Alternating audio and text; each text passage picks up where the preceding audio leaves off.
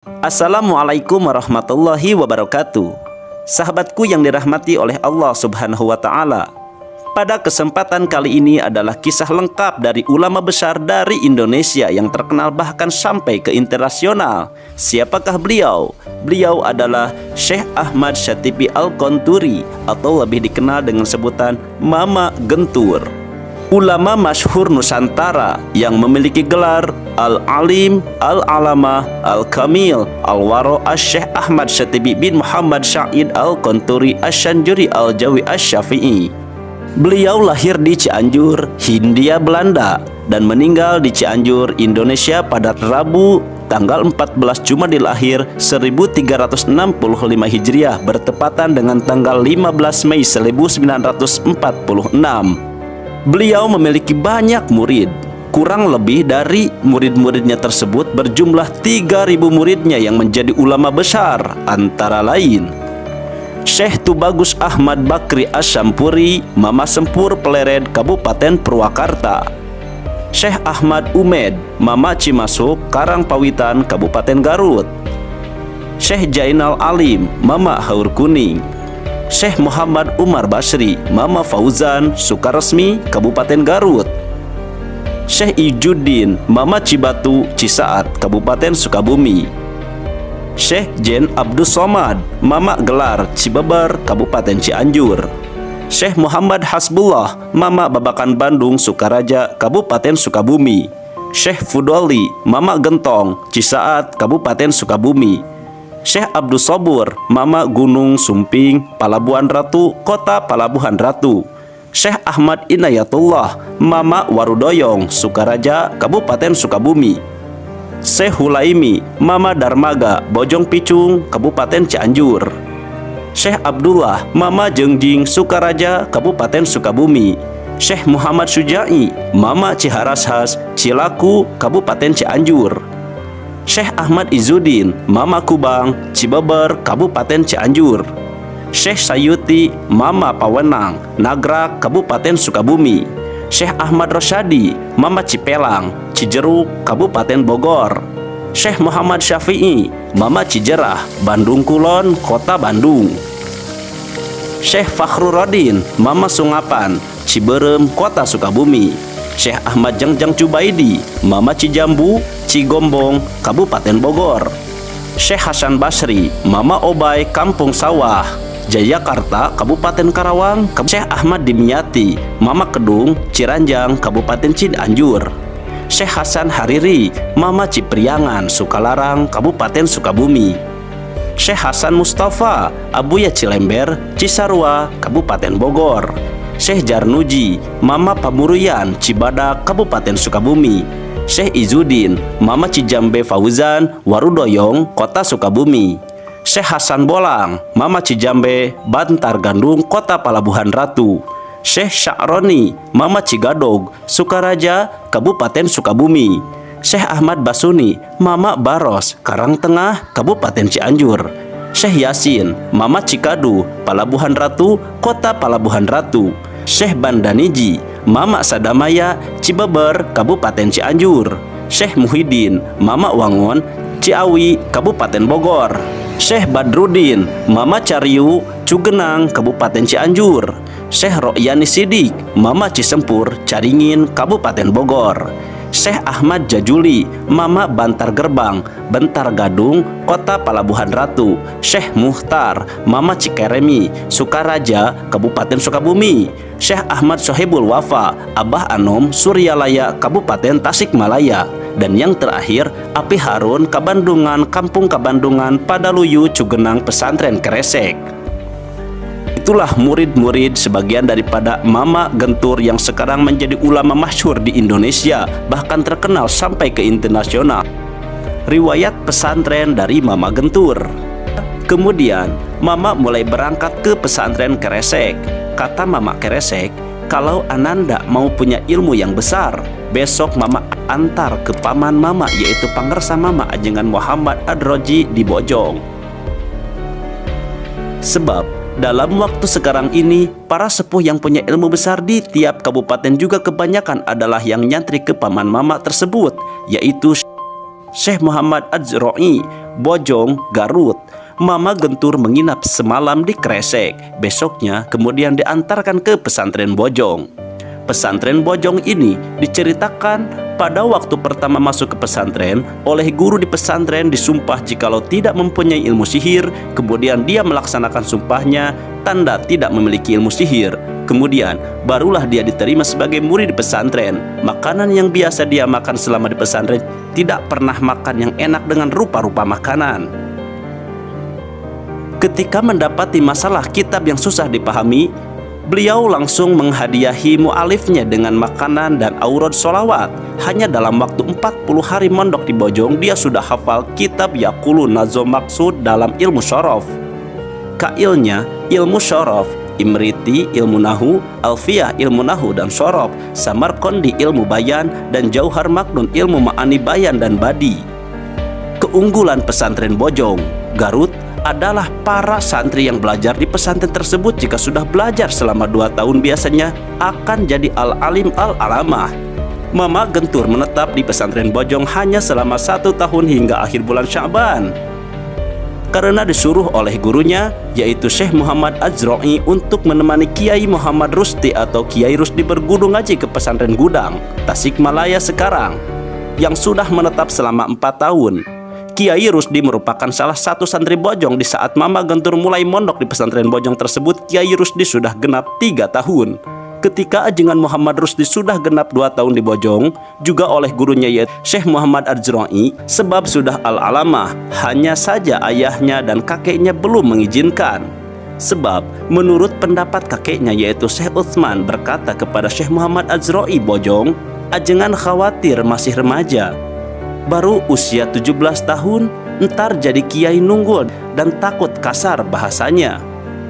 Kemudian dijawab oleh Mama Bojong, tidak akan jadi kiai nunggul Mang Haji, saya yang bertanggung jawab, bahkan santrinya juga putra-putra saya dan santri-santri saya. Kemudian dijawab lagi oleh kakeknya, ajengan semoga berkenan untuk menambah lagi ilmunya kepada cucuku itu, agar cucuku itu ilmunya semakin bertambah matang, fahamnya semakin bertambah jenius. Maka kemudian Mama Bojong bersedia untuk mengajar Kiai Muhammad Rusdi lagi. Ketika ajengan Muhammad Rusdi sudah genap 4 tahun di Bojong, sedangkan Mama Gentur sudah genap 1 tahun, dari situlah Kiai Rusdi disuruh ngaji ke Mama Sujai, Gudang, Tasikmalaya, ditemani oleh Mama Gentur. Lanjut ke pesantren Gudang. Menurut penuturan Mama Gentur, Mama Gudang jika sedang mengajar di hadapan Kiai Rusdi, dagu dan badan dia bergetar dikarenakan sungkan akan ilmunya Kiai Rusdi. Mama Gudang berkata kepada Mama Gentur, katakan kepada Kiai Rusdi segeralah bermukim, bukanlah Kang Azroi pun sudah menyuruhnya dan sudah ada di dalam ridho guru. Kemudian Mama Gentur menyampaikan amanah dari gurunya itu dengan sebisa-bisa bicara kepada ajengan Muhammad Rusdi. Namun tetap saja ayah dan kakeknya belum juga menyetujuinya. Kemudian Kiai Rusdi setelah mondok di Gudang selanjutnya pindah lagi ke Syekh Muhammad Soheh Buni Kasih Cianjur yang disebut Ba'dul Ikhwan oleh Syekh Ibrahim Al-Bajuri dalam kitab Tija. Syekh Muhammad Soheh Buni Kasih Cianjur dan Syekh Muhammad Azroi Bojong Garut adalah teman sepondok waktu ngaji di Syekh Ibrahim Al-Bajuri. Mama Gentur terus menetap di Gudang hingga 9 tahun lamanya. Waktu mondok pesantren di Gudang, dia pernah ziarah ke makam kubur di Geger Manah. Sebelumnya dia puasa dulu selama 40 hari baru berangkatlah ke Geger Manah dan langsung mendatangi juru kunci makam, atau sekarang lebih disebut kuncen. Dia disambut di rumah kuncen sembari ditanya perihal maksud dan tujuannya, yaitu hendak ziarah tabaruk di makam keramat. Kemudian diantarlah dia menuju makam-makam tersebut. Kira-kira jam 4 subuh dia pulang dari makam dan balik lagi ke tempat kuncen. Kemudian kuncen menjamunya dengan rupa-rupa makanan. Selesai makan, dia bertanya kepada kuncen, Mang, malam tadi ada hujan kesini enggak? Jawab kuncen, ah gak ada. Memangnya ada apa ajengan? Kuncen agak heran. Waktu saya di makam sedang ziarah, tiba-tiba ada hujan yang besar sekali. Petir menyambar-nyambar disertai angin yang sangat kencang. Saya melihat pohon kayu yang amat besar merunduk-runduk ke tanah seperti mau runtuh, tumbang. Kuncen pun bertanya, terus ada apa lagi? Jawab Mama Gentur, "Ah, rahasia, saya gak sanggup menceritakannya."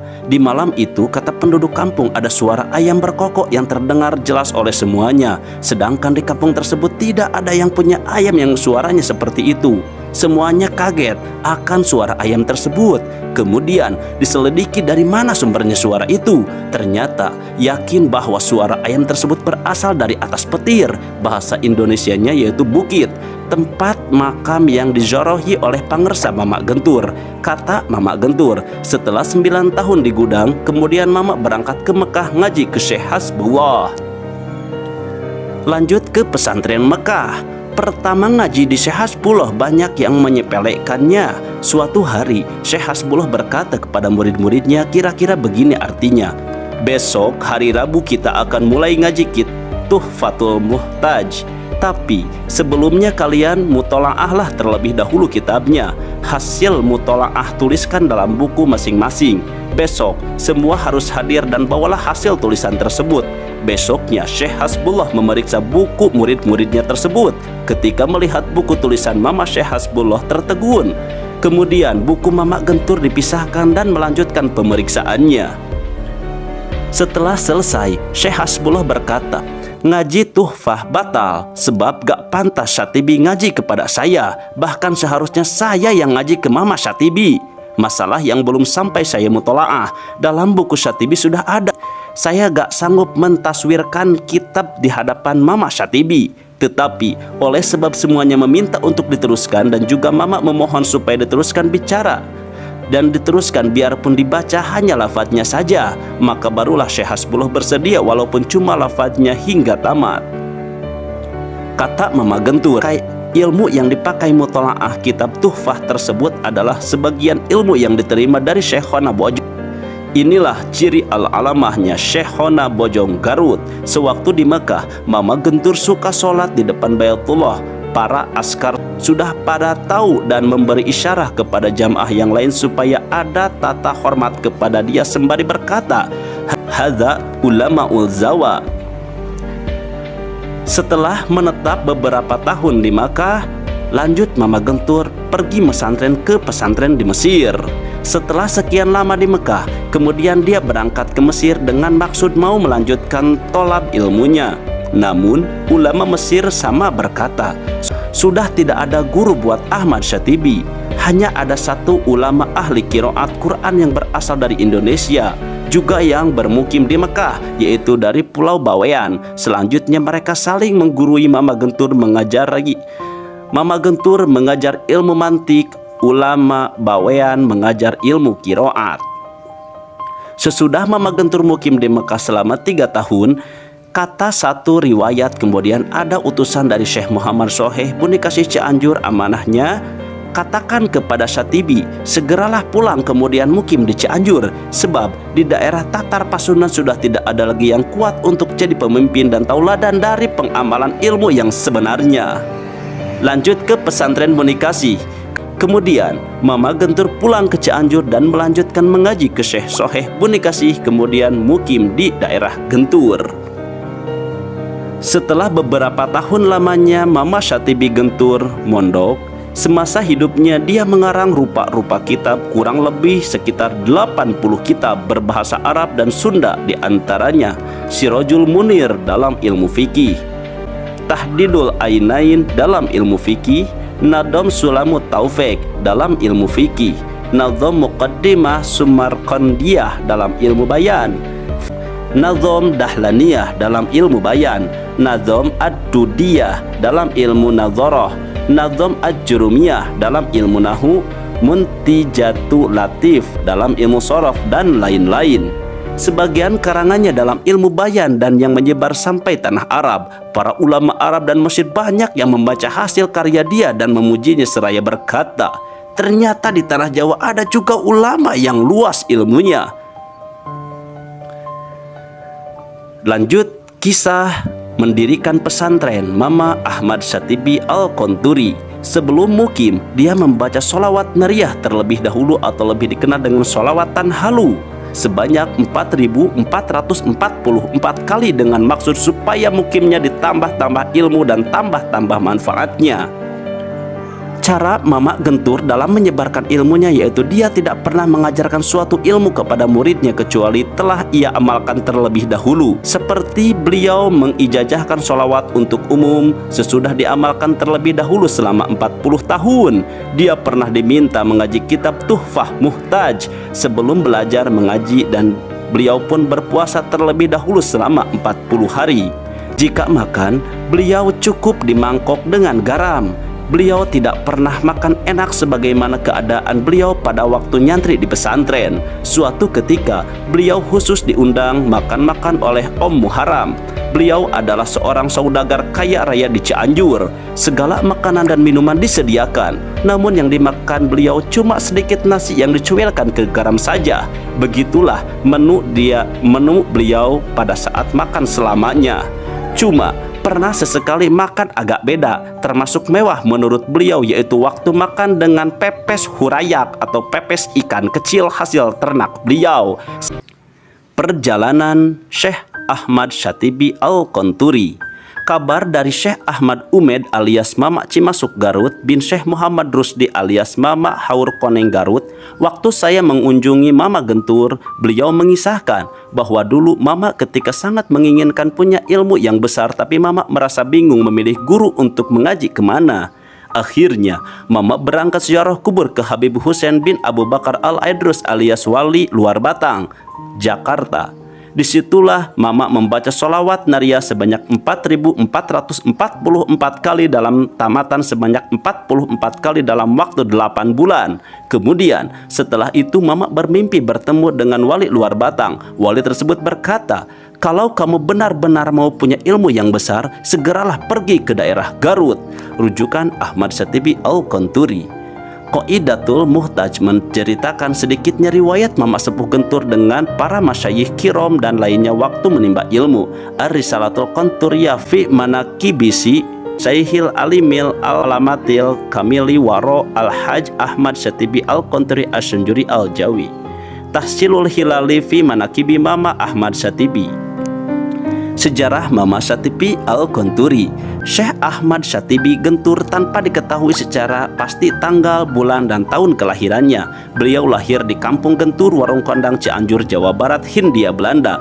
Tetapi yang jelas beliau adalah keturunan Syekh Abdul Muhyi Pamijahan, Tasikmalaya, Tatar Pasundan. Nama sewaktu kecilnya adalah Adun. Setelah pulang dari Makkah namanya diganti menjadi Dagustani. Namun nama masyhurnya sekarang yaitu Al-Alim Al-Alamah Syekh Ahmad Syatibi atau biasa disebut dengan sebutan Mama Gentur, kata orang Sunda yang jadi anak muridnya yaitu Mama Aang Nuh Gentur.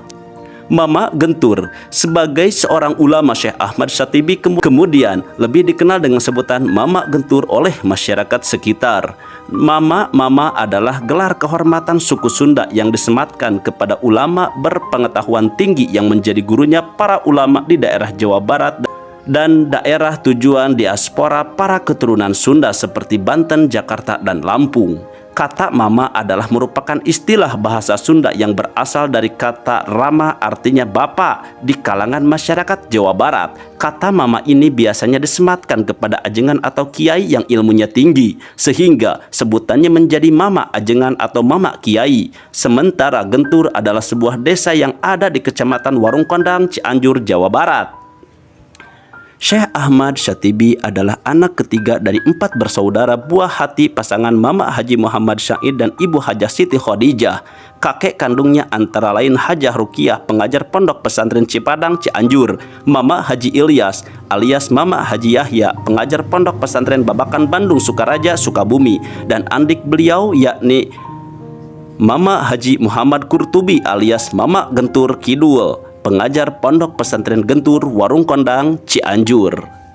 Demikian kisah lengkap sejarah berikut perjalanan dari Syekh Ahmad Syatibi Al-Konturi atau lebih disapa dengan sebutan Mama Gentur. Semoga bermanfaat. Wallahu a'lam bishawab. Semoga bermanfaat. Akhir kata saya ucapkan dari tim ahli riwayat, Assalamualaikum warahmatullahi wabarakatuh.